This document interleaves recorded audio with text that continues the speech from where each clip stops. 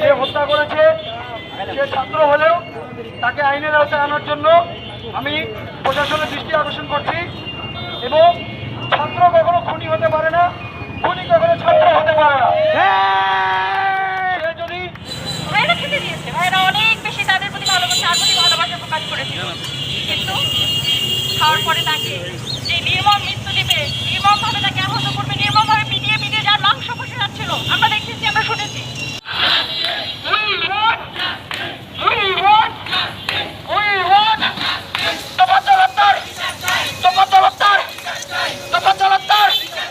আমার ভাই কবরে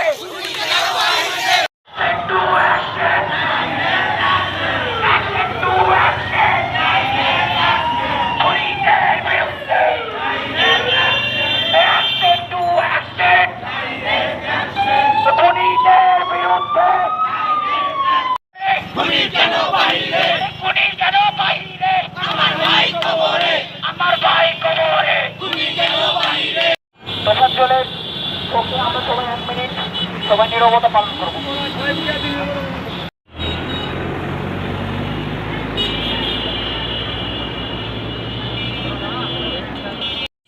ভাইরা খেতে দিয়েছে, ভাইরা অনেক বেশি তাদের প্রতি ভালোবাসা, আর প্রতি ভালোবাসা প্রকাশ করেছিল, কিন্তু খাওয়ার পরে তাকে যে নির্মম মৃত্যু দিবে, নির্মমভাবে তাকে আহত করবে, নির্মমভাবে পিটিয়ে পিটিয়ে যার মাংস বসে যাচ্ছিল, আমরা দেখেছি, আমরা শুনেছি। মারতে মারতে আমরা শুনেছি যে হত্যাকাণ্ডের সাথে জড়িত ছিল এক ব্যক্তির বক্তব্য যে মারতে মারতে যখন তোফাজ্জলের গায়ের বস্তা বসে যাচ্ছিল, তারা ভেবেছিল হয়তো মারা গেছে। তারা একটু থামলো, একটু দেখলো যে হ্যাঁ আমার শরীর নড়ছে, তারপর শুরু হলো আবার মাই। কেন ভাই, কি দোষ ছিল তোফাজ্জলের? কি দোষ ছিল? সে খেয়াল চেয়েছিল এটাই। আজকে কি আমরা দেখি না আমাদের আশেপাশে অনেক পাগল আছে?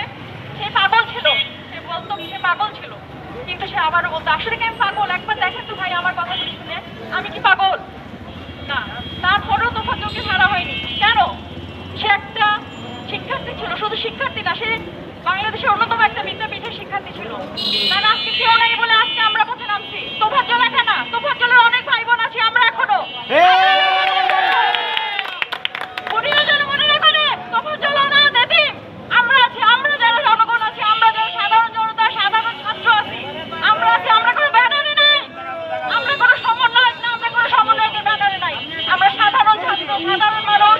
আজকে তোফাজ্জলের বিচার চাই, এই জন্য আমরা একত্রিত হয়েছি। আপনাদের কাছে আমরা দৃষ্টি আকর্ষণ করছি, আমাদের সাথে একাত্মতা ঘোষণা করুন, আমাদের পাশে থাকুন।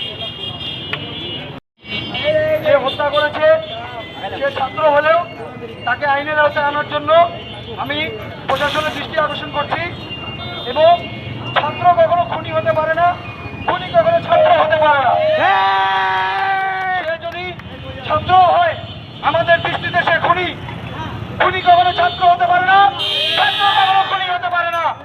অতএব সে যতই ছাত্র হোক সে কয়েকজন খুনি, সে একজন জৈবন্ত একটা ছেলেকে সে মেরেছে, সে খুনি, তাকে খুনির দৃষ্টিতে দেখতে হবে। সে যতই ছাত্র হোক আমরা তার বিচার দাবি করছি। সে আমাদের কাছে কিছুই চাইনি, সে এক মুঠো খাবার খেতে চেয়েছিল, খাবারের বিনিময়ে তাকে প্রাণ দিতে হবে। সে যদি সেটা জেনে থাকতো সে কখনো সেটা খাবার খেত না। সে যদি জানতো যে তার জীবনে সেটা শেষ খাবার, তাহলে সে কখনো সেটা খেত না। এবং এক বক্তব্যে আমি দেখেছি তারা বলেছে যে তার খাবার শেষ হয়ে গেছে, তাকে মেরেছে, আবার তার খাবার, আবার তাকে খাবার দিয়েছে, খাবার দেওয়ার পর আবার তাকে মেরেছে। কেন কেন তাকে মারা হলো? আমি এই জিনিসটা জানতে চাই আপনাদের কাছে। কি দোষ ছিল তার? এক মুঠো খাবার চেয়েছিল, দিতেন না? বলে দিতেন আপনারা তাকে এক মুঠো খাবারের জন্য তাকে জীবন দিতে হবে? সেও কারো সন্তান, সেও কারো ভাই। হ্যাঁ, আজ তার কেউ নেই বলে আপনারা তাকে হত্যা করবেন? সুষ্ঠু বিচার চাই আমরা, এই খুনের সুষ্ঠু বিচার চাই। সে যদি ছাত্র হয় তবু তাকে আইনের আওতায় আনতে হবে এবং তার বিচার করতে হবে। এবং আমরা এখানে একত্রিত হয়েছি সুষ্ঠু বিচারের দাবিতে, আমরা এখানে একত্রিত হয়েছি। আমরা সবাই সাধারণ ছাত্র, আমরা সবাই তার পক্ষে আছি এবং বাংলার জনগণ তার পক্ষে আছে, ছাত্ররা তার পক্ষে আছে। এবং এটার দ্রুত তদন্ত চাই এবং দ্রুত যারা এই হত্যাকাণ্ডে জড়িত ছিল